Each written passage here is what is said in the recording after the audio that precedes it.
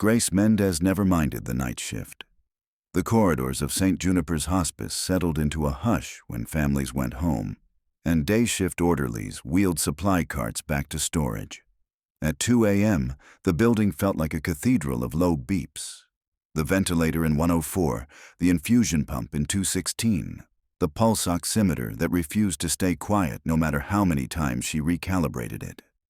Grace walked her rounds with a practiced grace, light-soled sneakers barely scuffing the linoleum, white sweater hugged around her shoulders against the recycled chill of the air conditioner. She spoke in whispers, even when no one was awake to hear them. Mrs. Halverson in 112 was still awake, a half-moon of lamplight illuminating the tray table angled across her bed. She hunched over a sheet of graph paper, pencil moving in starts and curves. A week earlier, her liver function had crashed so badly she couldn't hold a fork. Tonight, her hand was steady as a cartographer's. "Couldn't sleep?" Grace asked, checking the IV line. "Need to finish," the old woman murmured. Her pencil tips scratched. Left, right, dead end, retrace. A labyrinth. Dense, intricate, but unmistakably a single unbroken path coiling toward a center point. Grace felt a twist of recognition, like remembering the shape of a word on the tip of her tongue. She had seen that maze. Not on any wall or page, but in a recurring dream she'd had since childhood. A slate-gray plain under colorless light, windless yet alive with a heartbeat hum, and in the center, a labyrinth etched into the stone. In the dream, she never managed to walk it. She only ever hovered above, sensing that if she touched down, her shoes would fuse to that cold surface. "You've drawn this before," Grace said, recalling a stained napkin in the wastebasket 2 nights ago. "Nearly done," Mrs. Halverson whispered. "Need to remember the turn at the fountain." Fountain. There had never been a fountain in Grace's dream. Only a yawning silence and the hum.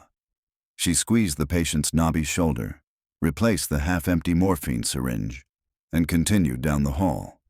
In 118, Mr. Choi slept with his mouth open around an oxygen mask, but there was a sketch pad on his bedside stand.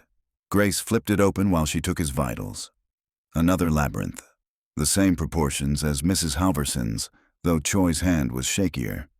Pages earlier, he had started over and over, each attempt more exacting than the last, as though accuracy mattered desperately. 2 patients, same drawing. Coincidence. 2 days later, coincidence strangled itself. Raymond Aguilar, age 36, waited for his second liver transplant that would never come. Lanky, sarcastic, and forever asking Grace if she thought death used pineapple on pizza. He beckoned her close and whispered, "Got something for you." He slid a folded takeout menu into her palm. When she opened it at the nurse's station, the back side was covered in blue ballpoint. The same labyrinth. Grace pressed fingers to her temples. In last night's dream, she had stood on the plane again, closer than ever to the center. Her own feet were in the labyrinth's grooves, but she didn't move. The stone moved beneath her, rote sliding until she faced the single path forward. She woke sweating, heart galloping. Now, in the fluorescent mundane, 3 unrelated patients were drafting her dream. She gathered the papers, photocopied them, and overlaid the transparencies. Perfect match. Even the width of the corridors lined up. On her break, she Googled classical labyrinth, Chartres, Labyrinth, anything that might explain away her dread. But those ancient spirals had 7 rings or 11 circuits or a Minotaur myth stapled to them. Her patients were drawing something else, a rectangular maze with sharp 90-degree turns, like an architectural plan to a building that shouldn't exist. The following night, Grace asked the psychiatrist on call, "Is shared drawing common among the terminally ill?" He frowned. "Shared how?" She spread the photocopies across the counter. 3 different rooms. None of them know each other well enough to plan a prank. He pursed his lips. Terminal agitation can manifest creatively. Hallucinations, repetitive motions, intense focus on patterns. They could have picked up a design from the same TV show. No TVs in their rooms. Books, then. Crosswords. Nothing like this in the library. I checked. He sighed, already retreating behind professional detachment. Grace, correlation isn't causation. Record the behavior, note it in their charts. That's all. She expected dismissal. It still stung. After clock out, she sat in her car while Dawn blued the hospital lot and traced the maze on her own notepad. The same hum from her dreams vibrated at the base of her skull. She closed her eyes and, just for a breath, felt the car seat dissolve, the steering wheel fold into cold, windless space. She jerked herself back with a gasp. The labyrinth was not an image. It was a place, and she feared she might already be halfway there. Grace began interviewing her patients. She kept the tone casual, repartee as easy as checking heart rates. "Have you been having any unusual dreams lately?" Raymond Aguilar tilted his head. "Dream? More like place between channels when a TV can't pick a station. Gray snow and a hallway. You're scared of going too far down a hallway?" That's what it felt like. Mrs. Halverson said, "I walk it every night, dear. Faster each time. The stone hurts less when you step confident." Mr. Choi answered in broken English, "Not dream. Waiting room, train station with no train, door is middle." He tapped his temple. "Remember line, then can find door." The labyrinth was a map, each insisted, to a threshold they would soon need. Like sailors memorizing coastlines before instruments were invented. Grace wrote everything. She pinned a master copy on her fridge, traced it with closed eyes until she could see every turn. The humming grew constant. Her sleep was a slideshow. Corridors, echoing footsteps, the center pulsing with unseen machinery. One dawn, an alarmed orderly found her collapsed beside Mr. Choi's bed. Grace claimed low blood sugar and refused to be sent home. But she remembered what really happened. She had been checking Choi's catheter when the room folded at its edges, walls flickering. The floor's vinyl tiles were replaced by smooth basalt. She and Choi stood in the labyrinth's second ring. He whispered, "Almost." Then the world snapped back. Choi died that afternoon, lungs drowning in their own fluid. The hospice priest recited last rites. Grace tucked the maze he'd painstakingly drawn into the cuff of his hospital gown before they zipped the body bag, unable to shake the notion he would need it. The humming in her ears became phrase, then sentence. "Come and see." She left her apartment on her day off and drove nowhere in particular, windows down to mute the inner noise. At a red light she spotted an abandoned mall slated for demolition. Cracked parking lot, vines strangling a toppled light pole, orange mesh fences flapping. The labyrinth in her mind rotated, clicked. She felt the exact same pull she felt when a dying patient squeezed her hand, that invisible tether of trust. Grace parked beside the mesh, heart frantic. Wind stirred dust into eddies that matched the labyrinth's whirls. A padlocked service door hung crooked, chain rusted thin. She pressed her palm against it, and metal melted to basalt beneath her fingers. A breath later, she stood inside the gray plane. No transition, one step, two realities. She didn't question how her physical body managed the traversal. The hum smothered biology. Ahead, the labyrinth waited. Trenches cut into the stone wide enough for a single person. No sky above, only a colorless expanse, as if daylight were filtered through milk. Grace knelt, trembling. She ran her fingers along the first left turn and felt a pulse, like blood in a vein. She remembered the paths, took the first 3 turns without looking. At the 4th, she hesitated. Moving forward meant abandoning the sure geography of living hours and cardiac monitors and the comfort of fluorescent normality.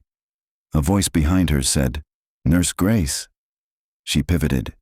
Mrs. Halverson, more composed than the frail body in 1 in 12 could ever be. Her spine unbent, cheeks filled, scalp bristling with hair that cancer had stolen. Her hospital gown floated like linen in a breeze Grace could not feel. "Am I dead?" Grace asked stupidly. Halverson shook her head. "Not yet. You're still wearing your watch." Grace glanced. Her wrist was bare in this place. "Why are you here?" Grace whispered. "To see if the door fits. It's the only reason any of us come." She smiled gently. "I believe you're our guide." Grace bristled with a caregiver's instinctive protest. "I only know first aid here. I don't know what happens at the center." Halverson began walking the loop. Terminal patients have been drawing this maze since before morphine pumps, before hospitals. Midwives who lost too much blood during childbirth, sailors rescued from drowning, anyone who brushed the edge. She winked. We compare notes. A dozen paces behind, Grace saw silhouettes. Raymond Aguilar, Mr. Choi, others still alive but near the border. Each watched her, expressions open. "You brought us morphine," Choi said, his voice no longer brittle. "Now bring us the rest of the way." Grace shook her head. "I don't know the way." "But you do," Raymond said. "We only see the lines. You see the space in between." The labyrinth throbbed. Grace sensed that if she refused, the plane would push her back into the world of IV poles. She also sensed her patients would remain stuck at this threshold, having memorized a map no one could interpret. She inhaled the hum, stood, and walked. Left, right, across the silent fountain whose basin contained nothing but static. The others followed, their footsteps in perfect heartbeat cadence. The path narrowed, walls rising chest high, funneling them toward the heart. With every turn, Grace's nursing knowledge fell away. Pharmacology, shift schedules, even her surname. She remembered instead lullabies sung in Spanish by her abuela. The first time she watched a man die and didn't cry. And the night she decided to work in hospice because some places required lantern bearers more than miracle workers. At the penultimate curve, the hum crescendoed into polyphonic chords. The walls around them became semi-transparent. Through them, Grace glimpsed both worlds stacked. Hospital corridors overlaying volcanic stone, respirators as luminous vines, coded alarms as distant bells. She reached the center. There was no door, no tunnel of light. Only a single stone column around which the path twined like a ribbon. On its face, etched in languages she couldn't read, were names. She touched the column and felt each patient's presence flare. Lines peeled off the labyrinth floor, forming threads of silver that attached themselves to the column. Mr. Choi, Mrs. Halverson, broken bodies rewoven into music. The silver brightened, folded inward, and winked out soundlessly. Grace stood alone again. The column waited, blank where the newest names had just engraved themselves. She thought of the next shift, of Mrs. Patel in 105 who'd asked whether her granddaughter's wedding colors would look good against a coffin lining, of Quiet Isaac in 214 whose ALS had left him a twitching mask. They would also need the lantern. Her knees buckled. The labyrinth no longer translated itself under her feet. She'd spent her knowledge. She braced one hand on the column. "How do I go back?" she asked the empty planes. A ripple of warm air slipped down the corridors, reversing the hum into dull heartbeats. Stone turned to linoleum. The smell of antiseptic punched her sinuses.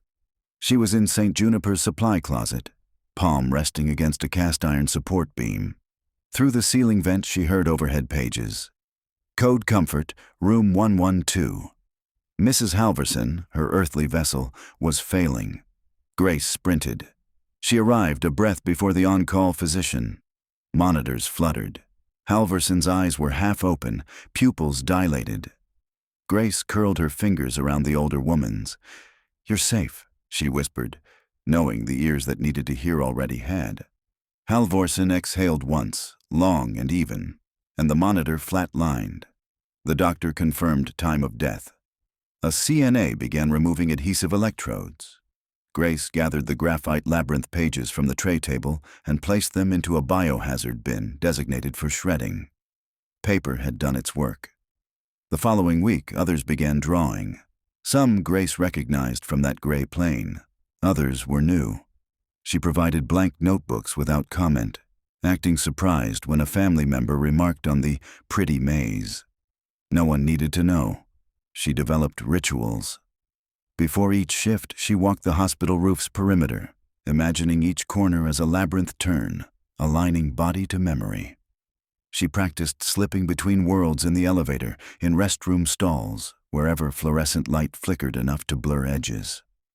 Each time she refined the route: memorize, guide, return. Not every patient accepted the map. Some clasped their faith scripture instead. Others laughed at nonsense markings. Grace did not force. Lantern bearers illuminate. They do not drag. Still, more than a few chose to follow the pencil-drawn corridors. The moment their earthly pulse ceased, she felt a tug in her sternum, and she would close her eyes, step across, and meet them at the first bend. Mr. Aguilar greeted her with a pineapple slice the night his liver burst. He told her death indeed used pineapple, but only on special occasions. Months passed, and rumor circulated among staff that Nurse Mendez possessed an uncanny instinct for the moment of passing. She was often at a bedside seconds before alarms blared, smoothing hair, whispering assurances. Administrators chalked it up to compassion, relatives to angelic coincidence. Grace let them. Explanations belonged to those who required them. Yet double vision frayed her. Each traverse left sand in her joints. A scraping fatigue coffee couldn't mend. She began waking mid-sentence, chart notes trailing off. Once she found herself standing at the labyrinth center while also standing at a vending machine, candy bar melting in her fist. The worlds were bleeding together along the outlines of her own body. One dawn she sat on the hospice roof, numb fingers leafing the master labyrinth she kept in her pocket like a rosary. The center's ink had smudged over months of sweat. She wondered if the path was wearing thin, if eventually the stone plane might swallow the whole building, leaving every patient caught in that between. No, she decided. Thresholds persist because walkers uphold them. Let go of the lantern and corridors dissolve into chaos. She had a choice. Anchor herself more firmly on one side or become part of the bridge itself. Grace called human resources, requested indefinite unpaid leave, citing compassion fatigue. They approved with perfunctory condolences. She packed her apartment into a storage unit and bought a cabin outside town near the marsh where silence clung thicker than humidity. Her final shift she spent charting, dispensing meds, laughing too loudly at Raymond's morphine-blunted jokes. Before clock out, she visited each room, tucking the labyrinth's outline, now traced on soft linen, under pillows, beneath clasped hands, into Bible covers. That night she locked the cabin door, drew the curtains, and laid the linen labyrinth across the floorboards. Candlelight rippled in the fabric's channels. She stood at the entrance barefoot. No humming this time. Instead, the echo of waves against marsh reeds, life's own lullaby. Left, right. She walked. The fabric rose, fabricating walls of basalt that stretched to a sky no eye born in the world had charted. She felt herself thinning, skin exchanged for breeze, heartbeat for that polyphonic chord. At the center, the column accepted her palm. Her name etched itself alongside those she had guided. She wasn't dying. She was becoming native to the frontier. Somewhere far away, in a room that smelled of antiseptic, another nurse would hear a hum and wonder. Lanterns are handed forward, always.